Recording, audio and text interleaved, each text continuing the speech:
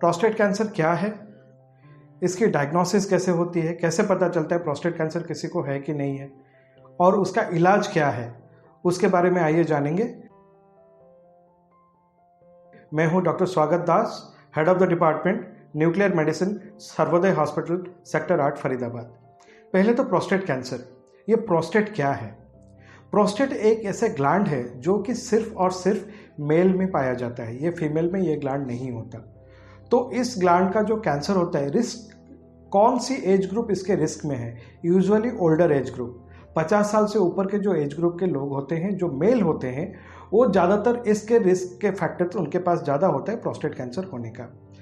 तो अब हम जानेंगे कि प्रोस्टेट कैंसर के साइन एंड सिम्टम्स क्या हैं। आपके मन में यह सवाल आ रहा होगा कि कैसे पता चले कि प्रोस्टेट कैंसर किसी को है कि नहीं है, डायग्नोसिस कैसे करें, उसके स्क्रीनिंग की कोई ऑप्शन है कि नहीं है, और उसका इलाज क्या होता है।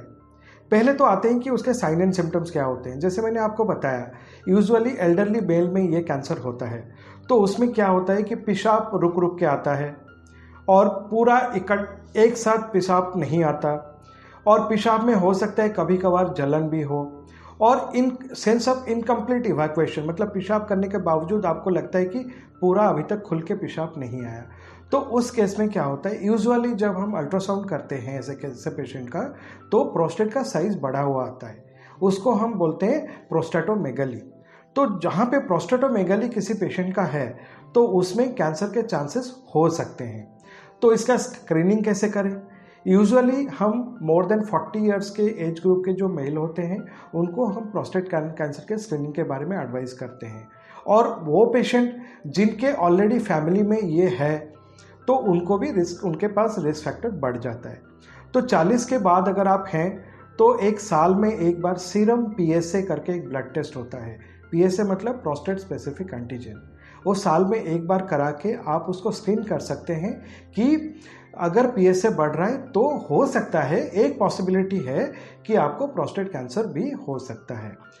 उसके बाद अगर किसी को PSA बढ़ा हुआ आया और अल्ट्रासाउंड कराया तो प्रोस्टेट का साइज़ बढ़ा हुआ है, देन हमारे पास नेक्स्ट ऑप्शन आता है कि हमें डायग्नोसिस बनानी है कि ये सही में प्रोस्टेट की मैलिग्नेंसी मतलब कैंसर है, या एक बिनाइन प्रोस्टेटिक हाइपरप्लेजिया भी होता है, जो एज के साथ प्रोस्टेट की साइज बढ़ती है, जो कि यूजुअली नॉन कैंसरस होता है। तो हम कैसे डिफरेंशिएट करें बिनाइन प्रोस्टेटिक हाइपरप्लेजिया के और प्रोस्टेट के कैंसर के बीच में? यूजुअली क्या होता है, दोनों में सीरम PSA थोड़ा बढ़ता है, बट बिनाइन प्रोस्टेटिक हाइपरप्लेजिया में जो सीरम PSA बढ़ता है उसकी वैल्यू इतनी ज़्यादा नहीं होती। बट जब कैंसरस होता है, कैंसरस लीजन्स होते हैं प्रोस्टेट में, तो जो सीरम PSA है यूजुअली 100 के पार चला जाता है। तो हमें एक आइडिया मिलता है जब हम सीरम PSA टेस्ट कराते हैं, अगर ये बढ़ा हुआ आया है तो हो सकता है कि हमारे मरीज को प्रोस्टेट का कैंसर हो। तो उस केस में हमें क्या करना चाहिए? उस केस में हमें यूरोलॉजिस्ट, जो प्रोस्टेट के स्पेशलिस्ट हैं, हमें उनसे मिलना चाहिए। यूरोलॉजिस्ट क्या करेंगे? यूरोलॉजिस्ट आपका अल्ट्रासाउंड कराएंगे, अल्ट्रासाउंड करके प्रोस्टेट की साइज अगर उनको बढ़ी हुई दिखी, तो फिर वो आपको प्रोस्टेट की बायोप्सी के लिए सजेस्ट करेंगे। तो प्रोस्टेट की बायोप्सी कौन करता है? प्रोस्टेट की बायोप्सी यूरोलॉजिस्ट करते हैं। यूजुअली जो बायोप्सी होती है, बायोप्सी में या तो आएगा बिनाइन प्रोस्टेटिक हाइपरप्लेजिया है, मतलब कैंसरस नहीं है, प्रोस्टेट का ग्लैंड ऐसे ही बढ़ा हुआ है जो एज के साथ बढ़ जाता है, या तो फिर उसमें कैंसर आ सकता है। अगर प्रोस्टेट का कैंसर आता है तो फिर उसको आगे कैसे इलाज के लिए उसका प्लानिंग होती है, उसके बारे में मैं आपको बताता हूँ। एक बार डायग्नोसिस हो जाती है तो उसके बाद फिर आपको MRI, multi parametric MRI of prostate के लिए एडवाइस किया जाता है। इसमें क्या होता है, MRI आपको इंफॉर्मेशन देती है कि जो कैंसरस लीजन है वो प्रोस्टेट में है, कहाँ पे है, उसकी साइज़ क्या है, और प्रोस्टेट के बाहर, प्रोस्टेट के चारों तरफ एक कैप्सूल होती है, उस कैप्सूल के बाहर आया है कि नहीं आया है। आपका जो पूरा ट्रीटमेंट है वो इसी के ऊपर डिपेंड करता है कि लीजन प्रोस्टेट को कन्फाइंड है या एक्स्ट्रा प्रोस्टेटिक, मतलब प्रोस्टेट के बाहर आ गया है। तो ये हमें मल्टी पैरामीट्रिक MRI बताती है। उसके बाद क्या होता है, कैंसर जैसे आपको पता है कैंसर बॉडी में फैलता है, तो हो सकता है प्रोस्टेट में आसपास के जो गांठें हैं, जिसको हम पेल्विक लिम्फ नोड्स बोलते हैं, हो सकता है पेल्विक लिम्फ नोड्स में स्प्रेड हो सकता है बॉडी में और कहीं भी स्प्रेड हो। तो उसको कैसे पता लगाएं? उसको पता लगाने के लिए जो हमारे पास जो टेस्ट है वो है PSMA PET scan. PSMA PET scan जो होता है होल बॉडी का स्कैन होता है। इसमें हेड टू नी तक स्कैन होता है और बॉडी में अगर कहीं पे भी प्रोस्टेट के कैंसर का स्प्रेड है तो हमें PSMA पेट स्कैन बता देता है। यूजुअली जो प्रोस्टेट का कैंसर होता है, जो मोस्ट कॉमन साइट है स्प्रेड का, वो होता है बोन, हड्डी। प्रोस्टेट कैंसर मोस्टली हड्डियों में फैलता है, ये मोस्ट कॉमन है। तो PSMA स्कैन हमें बताता है कितनी हड्डियां इन्वॉल्व हैं, कौन कौन सी हड्डियां इन्वॉल्व हैं, कोई फ्रैक्चर है कि नहीं, कोई वर्टिब्रा मतलब पीछे का जो स्पाइनल कॉर्ड है उसमें कोई कोलैप्स है कि नहीं, और अगर फ्रैक्चर नहीं है तो कहीं पे इम्पेंडिंग फ्रैक्चर है क्या, मतलब अभी नहीं है, फ्यूचर में जाके फ्रैक्चर हो सकता है क्या।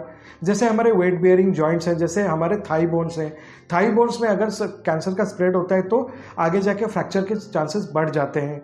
तो वो हमें PSMA स्कैन बता देता है कि थाई बोन में कैंसर स्प्रेड है कि नहीं है। अगर स्प्रेड है तो हमें उस बोन पे वेट बियरिंग नहीं करना है। तो ये सारी इंफॉर्मेशन आपके PSMA पेट स्कैन से आता है, जो आपका कंप्लीट स्टेजिंग करके देता है कि प्रोस्टेट कैंसर कौन से स्टेज में है। उसके हिसाब से आपका आगे ट्रीटमेंट प्लान होता है। अब आते हैं हम प्रोस्टेट कैंसर के ट्रीटमेंट के ऑप्शन के ऊपर। इसके दो तरह के ट्रीटमेंट हैं, एक होता है सर्जिकल ट्रीटमेंट, एक होता है मेडिकल ट्रीटमेंट। ठीक है, प्रोस्टेट कैंसर क्या है, ये हार्मोन सेंसिटिव है। जो मेल हार्मोन टेस्टोस्टेरोन है उसकी वजह से प्रोस्टेट कैंसर फैलता है। तो हमारी जो स्ट्रैटेजी होती है, ट्रीटमेंट स्ट्रैटेजी होती है, बॉडी में मेल हार्मोन मतलब टेस्टोस्टेरोन का लेवल कम कराएं। ये टेस्टोस्टेरोन बनता कहाँ है बॉडी में, हमारे टेस्टिकल्स में बनता है, मतलब हिंदी में बोले तो हमारे गोलियों में बनता है। तो इसका एक ऑप्शन ये है कि गोलियां निकाल दी जाएं, टेस्टिकल्स को निकाल दी जाए ऑपरेशन करके, उसको बोलते हैं हम सर्जिकल कैस्ट्रेशन। और एक ये ऑप्शन है मेडिसिन देके गोलियों को हम नाकाम कर देते हैं, उसको बोलते हैं मेडिकल कैस्ट्रेशन। तो ये एक ऑप्शन हो गया। उसके बाद हमारे पास अगर लीजन, जो प्रोस्टेट में कैंसरस लीजन है, बिल्कुल प्रोस्टेट कन्फाइंड है, छोटा सा है, प्रोस्टेट के चारों तरफ आया नहीं है, और पेल्विक लिम्फ नोड्स, मैंने जैसे आपको बताया पेल्विस में जो आसपास के गांठें हैं उसमें स्प्रेड नहीं है, तो कई बार रेडिकल प्रोस्टेटेक्टोमी भी करते हैं, मतलब ऑपरेशन करके पूरा प्रोस्टेट की ग्लैंड को निकाल देते हैं। ये भी एक ऑप्शन है। उसके बाद हमारे पास कुछ हार्मोनल ट्रीटमेंट हैं जो कि या तो इंजेक्शन है या तो टैबलेट है, जैसे कि बाइकालुटामाइड, डेगारेलेक्स, एनजालुटामाइड, ये सारे हार्मोन के ट्रीटमेंट्स हैं। ये सारे ट्रीटमेंट यूजुअली प्रोस्टेट कैंसर के पेशेंट में कारगर होते हैं, जिससे 2-3 साल मरीज आराम से निकाल लेता है, कई बार अच्छा रिस्पॉन्स भी आ जाता है। बट और एक टर्म है metastatic castrate resistant prostate cancer, मतलब मेटास्टैटिक स्प्रेड हो चुका है, अलग ऑर्गन में स्प्रेड है, और कैस्ट्रेट रेजिस्टेंट मतलब हमने या तो मेडिकल कैस्ट्रेशन किया या तो सर्जिकल कैस्ट्रेशन किया, उसके बावजूद बीमारी बढ़ रही है, सीरम PSA बढ़ रहा है, तो उस केस में हमें क्या करना है। उस केस में 2 ऑप्शन है, या तो आप कीमोथेरेपी कराएं या तो फिर वो न्यूक्लियर थेरेपी, जो PSMA रेडियो लाइगेंड थेरेपी करके एक न्यूक्लियर ट्रीटमेंट होती है, या तो आप न्यूक्लियर थेरेपी कराएं। ये जो न्यूक्लियर थेरेपी है काफ़ी कारगर है, 4 से 6 साइकिल का ट्रीटमेंट होता है, और उससे पेशेंट की लाइफ स्पैन बढ़ जाती है, क्वालिटी ऑफ लाइफ अच्छा हो जाता है, और इसमें ओवरऑल सर्वाइवल बेनिफिट भी होता है। तो ऐसे अगर किसी चीज़ में आपको जानकारी चाहिए, आप हमसे संपर्क कीजिए, इसके बारे में हम आगे जानकारी देंगे। आपके सामने ऐसे भी वीडियोस लाएंगे जहां पे हम यूरोलॉजिस्ट के साथ, मेडिकल ऑन्कोलॉजिस्ट के साथ और सर्जिकल ऑन्कोलॉजिस्ट और रेडिएशन ऑन्कोलॉजिस्ट के साथ इस कैंसर के बारे में डिटेल में डिस्कस करेंगे और उनका भी व्यू पॉइंट्स हम आपके सामने रखेंगे। Thank you so much.